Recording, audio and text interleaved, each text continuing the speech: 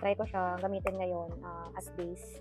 So, kailangan naman natin talaga mag-moisturizer kapag bago tayo mag-makeup. So, trip ko lang medyo mag-ayos ngayon. At ngayon lang naman ako nakapag-content ulit. So, try natin. Pakita ko lang sa yung mabilis ang skincare routine ko bago ako umalis. So, kailangan mabilis lang ako.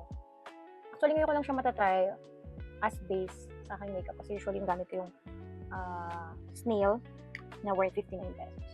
So, nagagamit ko ito tuwing gabi lang. Ayan. Gusto ko siya, ganun yung texture niya. Parang feeling ko ang daling mag-blend. Dumikit yung gagamitin ko dito na makeup.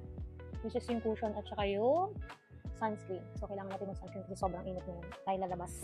So, yan, patuloy ko muna ng konti. Okay. So, habang nagpapatuyo ako ng mukha, kasi medyo madami ako napaglagay. Bago ako maglagay ng sunscreen, sige, maglalagay muna ako ng lippy para hindi tayo masyadong matagal. So, ayan. Ito si Chick Kick Double End Lipstick and Lip Liner. Gusto ko ito kasi ngayon ko lang, first time ko lang mag-try ng my lip liner. So, hindi pa ako masyadong magaling. Pero ang ganda niya. Malakas niya maka-ano.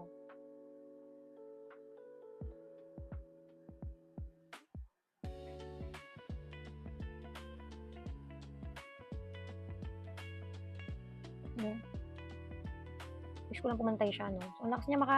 Ano yun? Yung... Ang ganda. Promise. Ayan.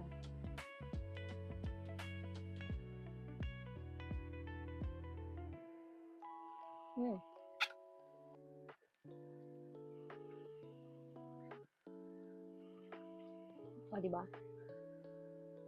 May lip liner ang ante nyo, pero lupas pa din. So, super ganda nito. Ang dami kong pimples ngayon. Hindi ko alam kung bakit. So, ayan. Medyo tuyo ng aking pagmumukha. So, ano yun natin yun kasi sobrang mainit din kasi dito. So, try natin siya. And then, magpunta ako ng sunscreen kasi namamadaling tayo ngayon kasi may hinahabol akong oras.